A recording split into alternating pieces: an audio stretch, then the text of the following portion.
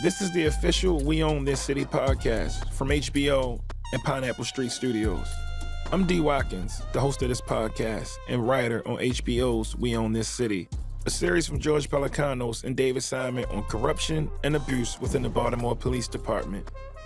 One thing I don't understand, if police work has become this indiscriminate, if anyone and everyone in the city can get locked up for anything, who talks to you now? To the departments, if you need witnesses, if you need informants. It's worse than that. Tell me. Sure, you could talk to the guys in homicide and robbery. Used to be that every now and then the phone would ring, someone would drop a dime on who shot Tater or who robbed the Rite Aid. Right. Not anymore. You got that right enough. But now, even if you find the witnesses and you make a case, now when you need to get 12 people together to make a jury, 12 people to believe that you aren't lying on the witness stand about who shot Tater or who robbed the Rite Aid, they look at you and remember when some other cop lied on them or their son or brother. I mean, the lawyers will tell you we lost the city juries doing this stuff. They think police just lie. Because now you do. On this episode of the podcast, I'm going to be digging into the second episode of We Own This City with Josh Charles, who plays the notorious Daniel Hersl, and rapper Young Moose, who famously mentioned Hersl in one of his songs.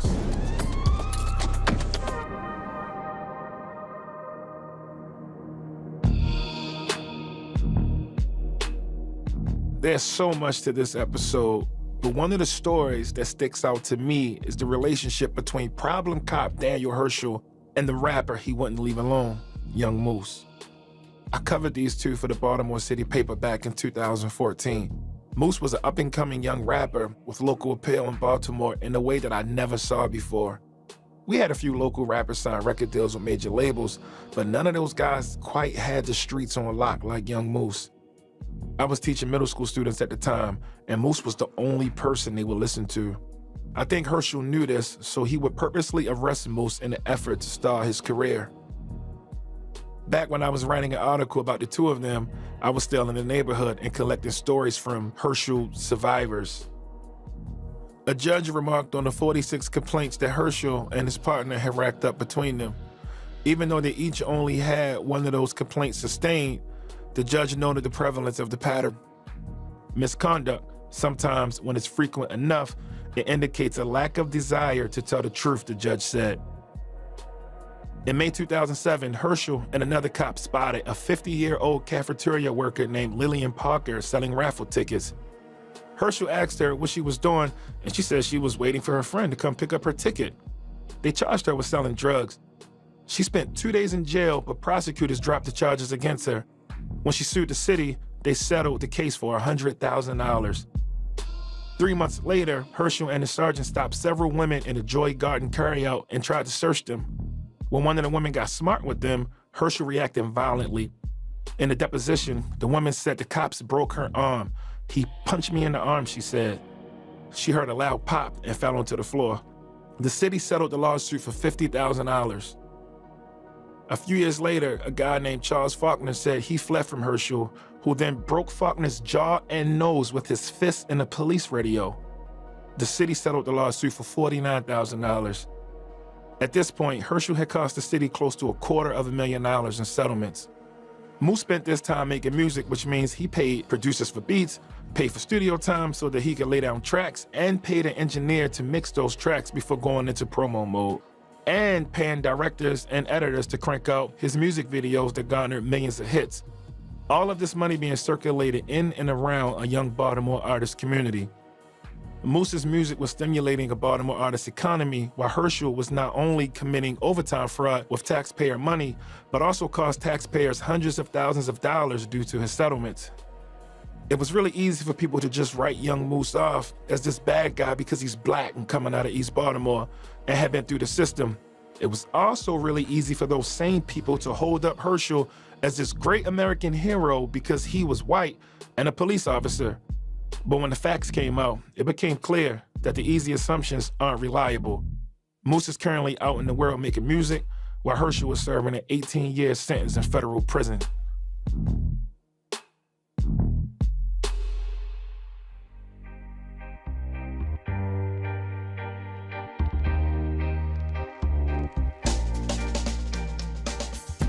Before we get to Josh Charles and Young Moose, I want to hear from the executive producers and writers of We Own This City, George Pelecanos and David Simon, on Problem Cop, Daniel Hersl, and the system that enabled him.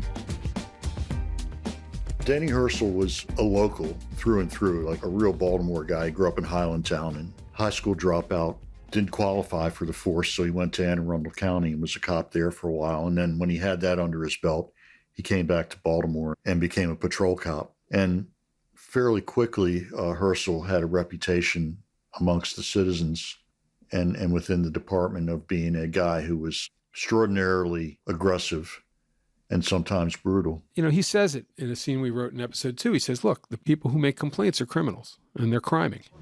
You know what the Baltimore cops who don't have complaints are doing every day? No. They sure as hell ain't policing. Because if you want to do this job, then you're going to get complaints for doing this job. So what you're saying... I'm saying the reason so many complaints are unsustained is because they're coming from criminals who are being policed for doing crime. And that's all I have to say. And that was an accepted defense for 20, 30, 40 complaints against him. That was accepted all the way up the chain of command. That makes it so everybody in the city eventually knows that the police steal and the police lie on you. And then you can't get 12 people in a jury to believe a cop when he's on the stand, and he really needs to be believed because he's telling the truth. There's a prominent rapper in Baltimore, Young Moose, who actually put Hersl in one of his songs, which gave him further notoriety. And the police knew about it. They knew that, this thing was on the airwaves. And then he got brought in, and he thought he was being brought in to be reprimanded, but they brought him in to say, we're reassigning you. You're going citywide. We're going to put you at the GTTF. Yeah, I mean, this was Marty O'Malley's legacy, which was he was going to be governor no matter what, and he was looking past that to become president. And the way he had to do that was he had to show a miracle in Baltimore. And the miracle had to be, we got the murder rate under 200. So he couldn't actually do the police work. He didn't have the patience or the talent in the department to do the police work of doing that. So he just tried to arrest everybody and clear the streets at night. If we clear the corners, they'll stop shooting each other. If they stop shooting each other, the murder rate goes down. If the murder rate goes down, the mayor gets to be the governor. Oh, this is about the mayor, huh? Fucking O'Malley promised he would get the murder rate below 200 a year, but he ain't even close. So we got to clear the corners so that earlier can't say Marty runs a shit old city. You just go and lock anybody up, huh? Anybody and everybody. And the horror show of that was not only did everybody have their civil rights violated, it taught the police department how not to do police work properly. So now when you really need a guy to be able to go out and investigate something or watch a corner until he puts the right stash on the right guy, or find the gun that's sitting on top of the tire and know who put the gun there, or you want him to write a search and seizure warrant later for the right address, and then you want him to testify in court without perjuring himself. None of that skill set was taught. None of it. None of it. All the stuff that makes a cop into a viable investigative entity was abandoned for the sake of, you're standing in my zone, you're locked up, screw you. And that became Baltimore.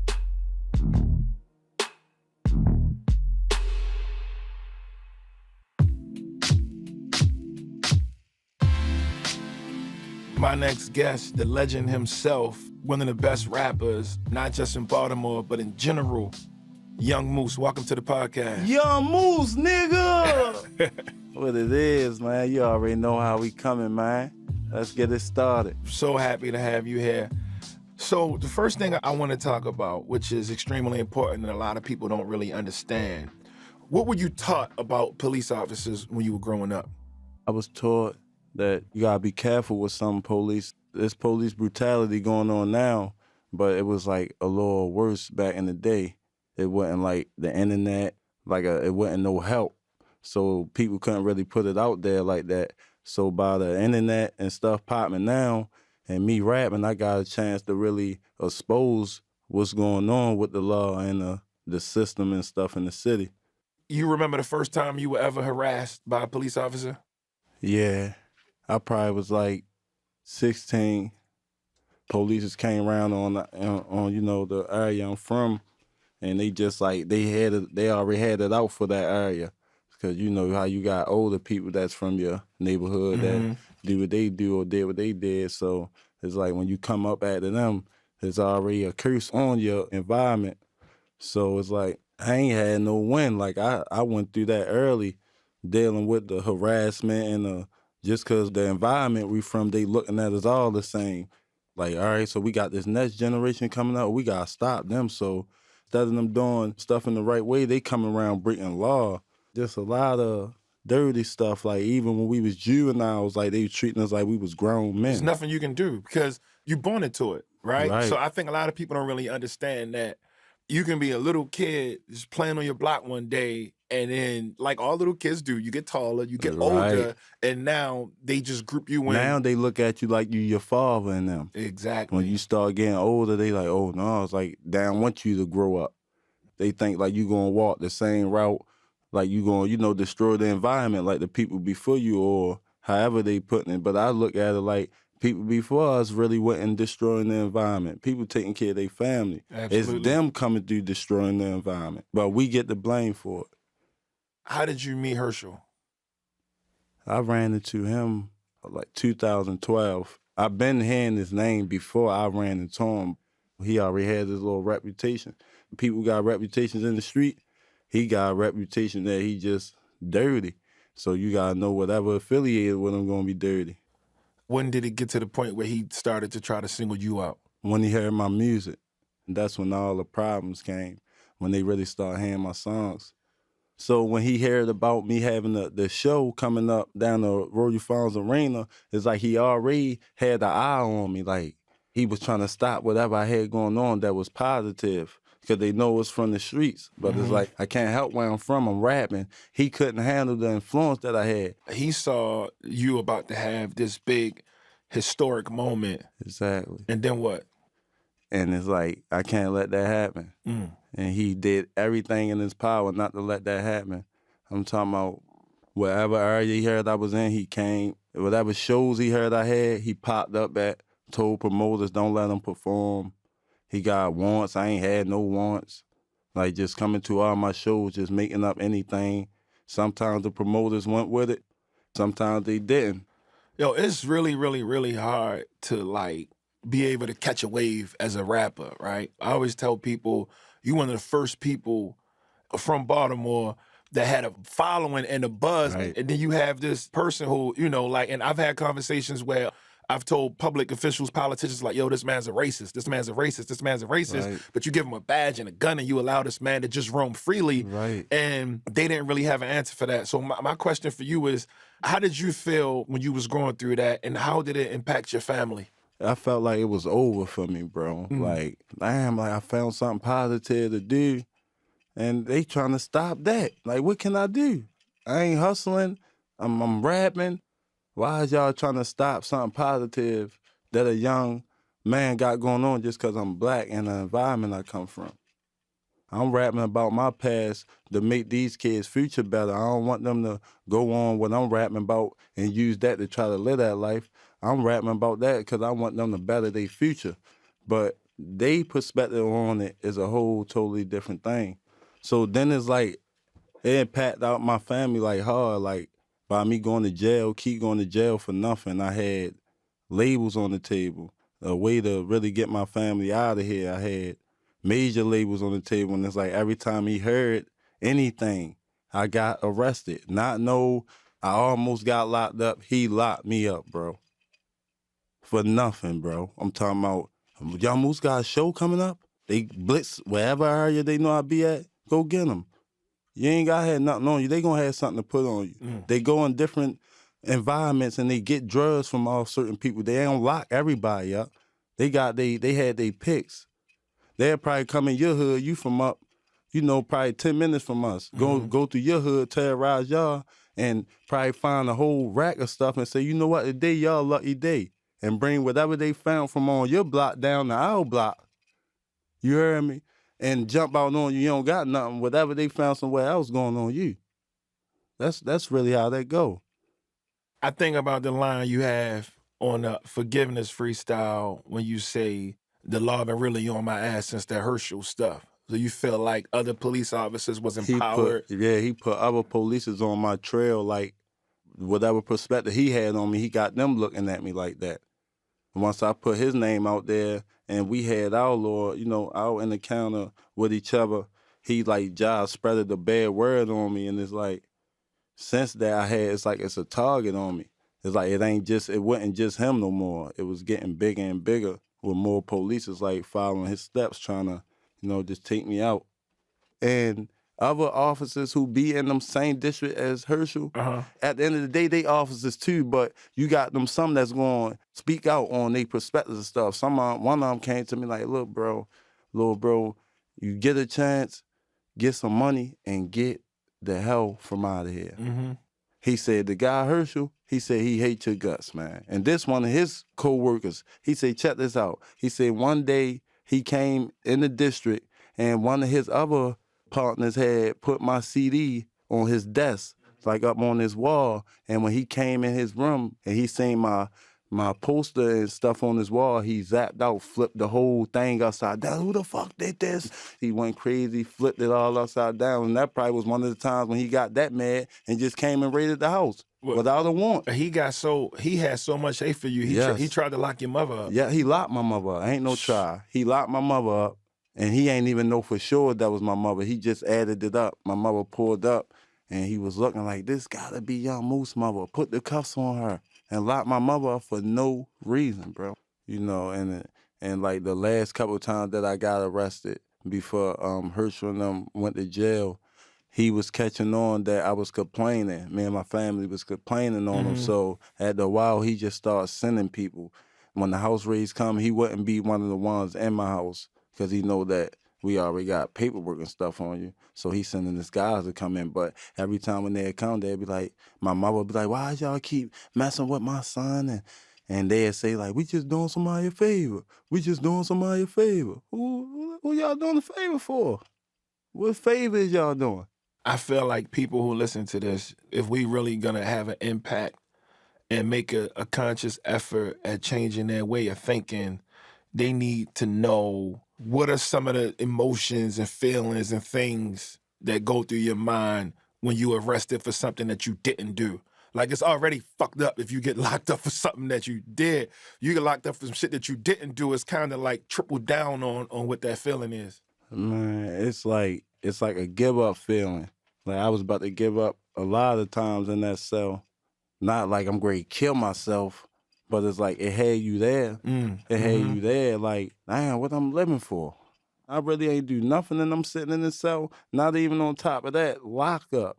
Because I got a big name. Usually, you get booked, you probably get in an altercation or fight or something, they throw you on lockup. Right. By me having the name I had, I ain't had to fight nobody. They threw you straight on lockup. I'm straight on lockup. And it used to take me a lot to get off, and I'm in a cell by myself, I'm going crazy, I'm losing my mind. That shit hurt, bro, and it's like, I had to keep a strong mind. I don't even know how I got through it. I still don't even know, bro. So I had a chance to work on this story. And when I look at the whole big finished product that we done, the biggest change I saw is people from Baltimore getting a chance to work on it, being a part of a television show. I don't know what I think about the department. Do you think that people who work in that department are gonna see this and try to move differently? Or do you think this is like a brand new Hersl doing what he do right now? I look at it like, I think you'll have some officers that probably look at it like, probably just try to straighten up because it's like people on to y'all now. They might try to move smarter. Either they gonna get in compliance or try to move smarter. That's all I can say for the police now, far as people who out there, that's in the streets, people like us. I feel as though like it probably help us on the just same thing, moving smarter. Moving smarter, you ain't even gotta be really doing nothing. Your family can have a name just by being out there in the streets. And the word get passed, that's his people's. That's his people's. You ain't even gotta be doing nothing. With these police out here, if you know that you got a family member that's in the game, be careful. They'll take it out on whoever that they know close, or you ain't gotta be doing nothing, bro. It's just like you ain't gotta be doing nothing to get hurt out here. Innocent people get hurt. And that's how it is with the police. And this is the reason why it's hard for me to be optimistic, because look at all the stuff you've been through. Look at all the stuff all of these other people been through. And I remember when I worked with you to write the story all the way back in like 2014, right? Right? So that was out there. He was still working. He was still working. So a dude from Internal Affairs had called me up, right? And was like, I'm not supposed to say this, but I read your story about the rapper. I think you're a great writer. I went and got the rapper's music. I think he's amazing. I'm trying to put a case together to take Hersl down, but my boss doesn't care. He like, yo, my boss was like, yo, nobody cares about this article. Nobody cares about that, right? So this is all the way back then. Do you know why Hersl and Wayne Jenkins and them is locked up right now, like the real reason? I know that the upper people probably been on to them, but I think me putting that out there in articles like you, and I think all that like wound up running into each other. So it helped. It helped. Right. That helped. It Right. helped. That's But what you I- know the real reason? No. All of that stuff helped, but it's Right. kind of like they like punches, right? But it Right. ain't the one that knocked Right. them out. Right. This what happened. A white girl in Harford County overdosed, right? When that white girl overdosed and the police came, they said, where you get the drugs from? I got the drugs from a dude in Alameda. What's the dude name? They got the dude name. Wait a second, this guy hang out with a cop. The cop was one of Hersl partners. I mean, one of Hersl and Jenkins. He was in Hersl and Jenkins unit. And that's when they took everything that Drew said, everything that I said, everything else they put together, and they put it all together and was like, all right, we got to get something. So if this white girl never die, Hersl still be out here working right now. Right. So it's like, and that's why I say it's hard for me to, it's hard for me to, and the only reason why I worked is because the county cop was like, yo, we're going to investigate this, but we're not going to tell the city police because they crooked. Right. So if this white girl never died, they smacked her with the Narcan or something, then we'll still be sitting here like, yo, we'll be saying the same thing. This show wouldn't even be made. None of this shit would be around if that didn't happen. And that's kind of the most, it just make you feel like That you like makes you a sense. second class citizen or something because the shit you say don't matter. Right. But That then, makes sense though. yo, 'cause that's crazy. I wouldn't even knew that though. I ain't even know that part.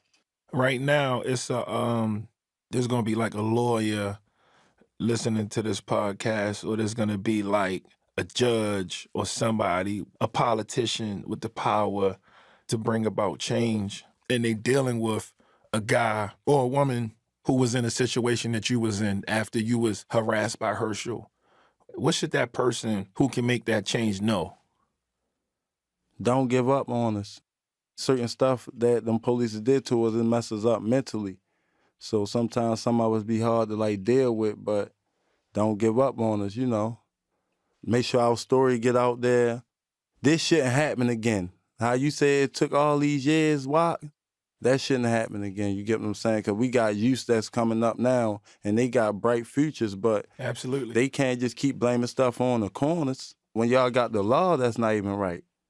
Y'all got dirty polices out here doing whatever to us, but when one little kid make one little minor mistake, y'all give them the extra penalty. People don't understand that it start from the street. So if the cop dirty, then that mean the cop gonna bring the case to the prosecutor. I mean the prosecutor dirty, and the prosecutor dirty, and the prosecutor gonna fight the case, and the judge side with the prosecutor. Now the judge dirty. You know what I mean? So like the dirt start right. It start right there, and then it just that gotta stop. Yeah, bro. people be like, I'm a good prosecutor because I threw out this case and that case. All right, but what about all the ones you charged that you should have threw out, but you trusted Wayne Jenkins or you trusted Danny Hersl? Exactly. You know what I'm saying? To the point when we got locked up in 2014, when my mother got arrested, my father, my brother, both of my brothers, like two of my close homeboys, and my uncle, we all got locked up, and Hersl credit was so messed up. He wasn't able to come to court and take the stand on nobody. But they let him come take the stand on me. That's crazy. They let him come take the stand on me. Him, Jenkins, all them. That's crazy. They wouldn't even allow in the courtroom at these times. But they let them come in and take the stand at our trial. And we still beat it because all of them got up their line saying different stories, and the juries was like, oh, you know, oh, he just said that. And the judge, it's like they lied so much. It's like after a while, the judge said, you know what? Who signed this warrant for y'all? Yo, how can you lock people up if you're not allowed to come to court? Like, that's crazy. Like, because I get the right to look the person that locked me up in the eye. Exactly. You know what I'm saying? So but you his take, credit was so messed up. He couldn't come to court and take the stand on nobody. So a lot of people who was catching charges for him, they was already beating him because he wasn't able to come to court. You know, he had a bad rep, but he still was locking people up. But it's like out the blue, they just let him come to our court dates. And we all in there like, dang, I thought he was banned from the stand. All them dirty that was coming up on the stand. It was like a game. Like they was really in there playing.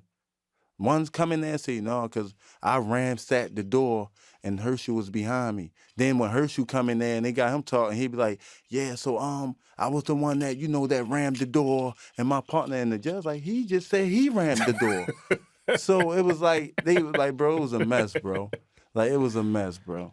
Yeah, the beauty of it is that you back doing what you do. We proud of you, what you accomplished. I'm trying to go up, bro. I ain't trying to move backwards. Like, Mm-hmm. I'm trying to elevate, bro, and show the world, bro, what we got going on, bro. Try, get people a look on my story, bro, so they can better themselves, better their kids. Don't let them go through what I went through. I got a chance to still be out here and to still be breathing, so I feel as though God put me in this position to really, keep telling my story. Me telling my story got me this far. I can't stop now. Young Moose, man, thank you for coming on, man. I appreciate you. Man, I appreciate you, big bro, and I appreciate you giving me my flowers. It's good to give them people their flowers while they're here, and I'm giving you yours as you giving me mine. I appreciate it.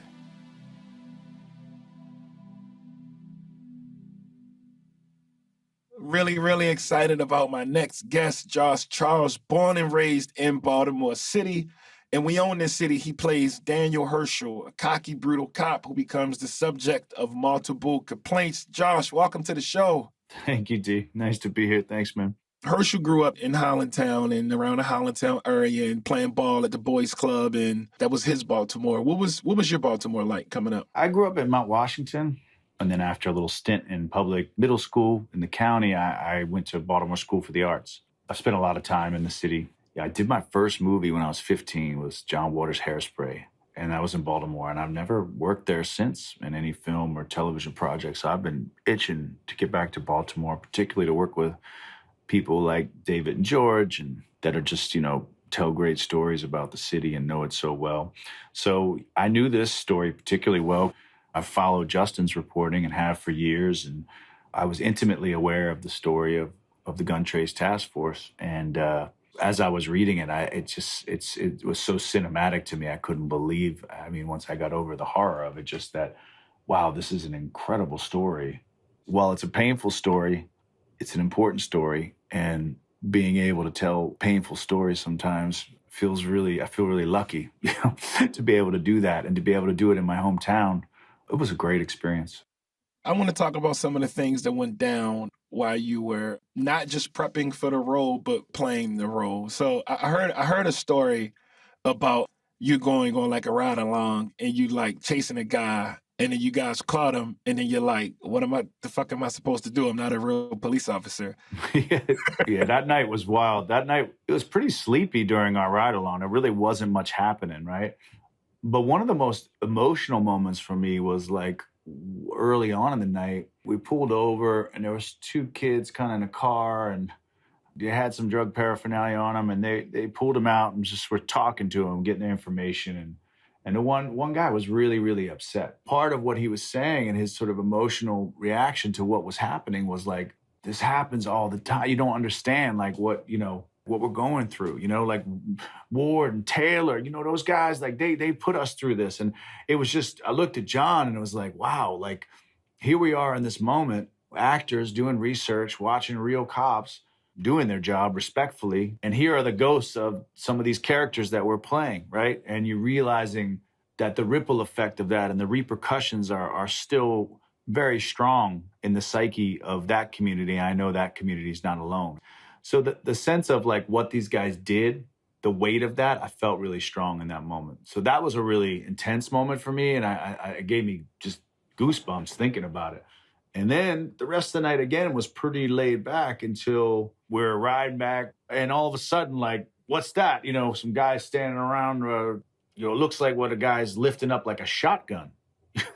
So my fucking heart I'm like in the back with a fucking vest, going. The HBO pay enough for that? Yeah. But anyway, we ran out with them, but it's like, what are we supposed to do? Like, I don't fucking know what I'm supposed to do. And, the one dude ran and a dog ran out. John's a real dog person. So like the person's dog got loose and he was really concerned of helping them find their pit bull. What it ended up being was, I was like, I'm sorry, we were just shooting rats, whatever. For me, having to play these guys, it was important to see that, like that your heart's racing all the time. You don't know what's going to happen. You don't know what's coming up next. So when I was working on the Hersl article, one of the things I tried to do was be as balanced as possible. So I wrote him like 3 times, but he never responded. Were you able to talk to Hersl? To be honest with you, I didn't think that would be helpful because I know, from what I'm reading now that he's, he feels he's innocent and it's a Serpico situation and he's writing lots of letters. And that's, I'm not judging that. That's his thing. I just didn't think that was going to be helpful for me playing this role. What was more helpful was to actually see his real actions that he did in the moment, both from other people's body cams, his body cams, to talk to people that worked with him, which I did. Those things start to become really informative, right? Because it's not what people say, it's what they do, right? In some ways, when you're always, usually for me, when I'm going to a character, you're trying to find like, where's the humanity here, right? And so I was worried and concerned about this because it's like, well, you run the risk of like, are these guys two-dimensional? Some of these guys that are, if we're not seeing enough of what's underneath the surface there. I felt like that was really answered in the episode, where Wumi's character, Nicole Steele, who's investigating, comes to see Daniel. I felt like they gave me something there that was all I needed, I just needed that scene. I felt like that scene was really important because what I think they do beautifully, what they did in The Wire, and what they do here, it's not just black and white, right? I think there is a level of sort of nuance to it and layered and depth that they're interested in. They give everybody a voice. It may not be a voice that you or I agree with, D, but it's a voice. And I think that point of view that he states in that scene is one of which that I've heard other police officers say. So I feel it's valid. And I think that really I felt his point of view and how he approached his job. It makes so much sense. And I think it really was a good scene because everyone has their why, and he had his why. And he was trained in a system that told him what he was doing was exactly what he was supposed to be doing. This show is going to be tough for some people to watch because there's a lot of information, but there's also like a lot of brutality. Taking on this role, do you feel like the way you looked at policing prior has changed, or? Yeah, it did change me because we were filming in areas that I don't spend a lot of time in Baltimore. I mean, it was intense. We're filming in these areas that are very much the real areas where a lot of these things happen. And you feel the impact of that. I don't know. I mean, I'm kind of changing my answer to your question and going less from more about how do I feel about policing to more about how do I feel in terms of like how I view like what the issues are in Baltimore and how do we move forward from them, And the problem with that is I wish I knew the fucking answer because I'd run for mayor and try to do it, I don't know. I just see the city and I feel so broken. I think the answers are deeper than just a simple thing. So I don't know. We know it's been a few years since the gun trace task force story broke, and we're still kind of seeing the same things. If I had to pick a solution, it's like a house with a rotten, molded foundation, and you have to kind of gut it and build something. Yeah.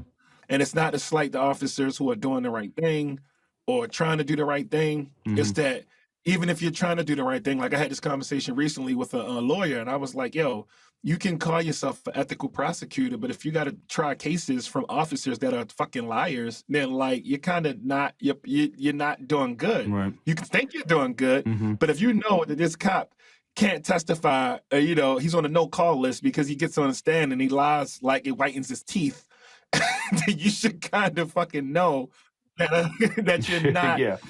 So how do we build something new, and what does that look like? And I think so many people fear that because we're just so used to, hire more cops, give them a bigger budget, give them better guns, Sure. give them more technology, give them free Wi-Fi and Under Armour t-shirts. Like that's what the solution is all of the time. Yeah.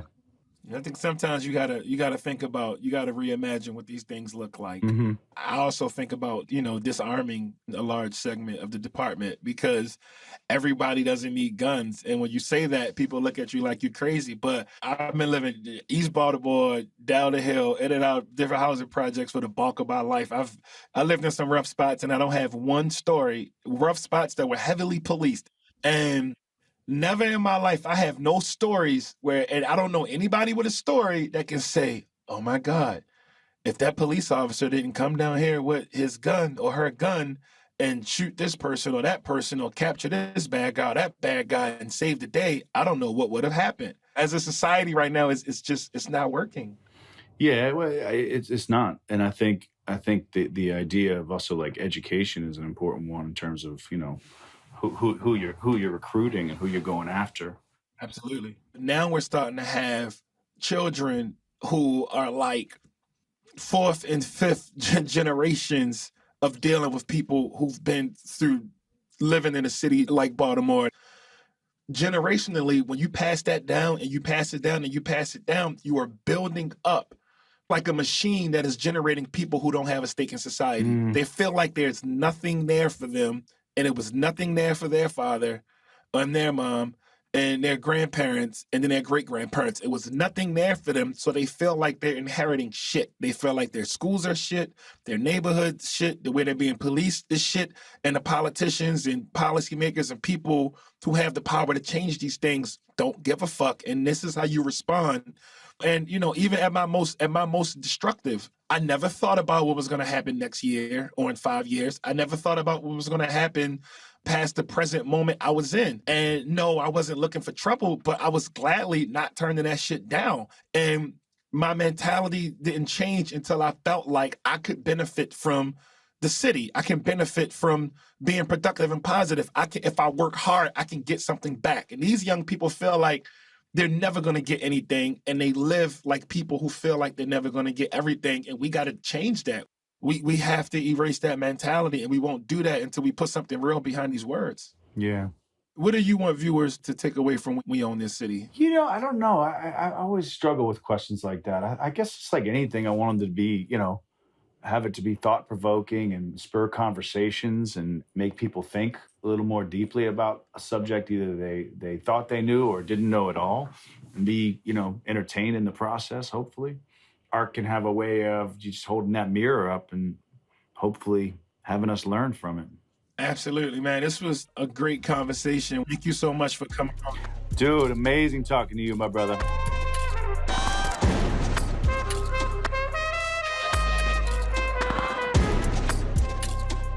Thanks for listening to the official We Own This City podcast. And a special thank you to our guests, George Pelecanos, David Simon, Young Moose, and Josh Charles. We Own This City airs on HBO Monday nights, and our next episode comes out on May 9th. See you then. This is the official We Own This City companion podcast, hosted by D. Watkins, and it's a production of HBO and Pineapple Street Studios. Our senior producer is Emmanuel Hapsis. Our consulting producer is Carrie Untholas. Maria Robbins Somerville is our associate producer. Aaron Kelly is our managing producer. Darby Maloney is our editor. And our engineer is Hannes Brown. Our executive producers are Gabrielle Lewis, Barry Finkel, Max Linsky, and Jenna Weiss-Berman. Production music is courtesy of HBO. And you can watch episodes of We Own the City on HBO Max. Until next time.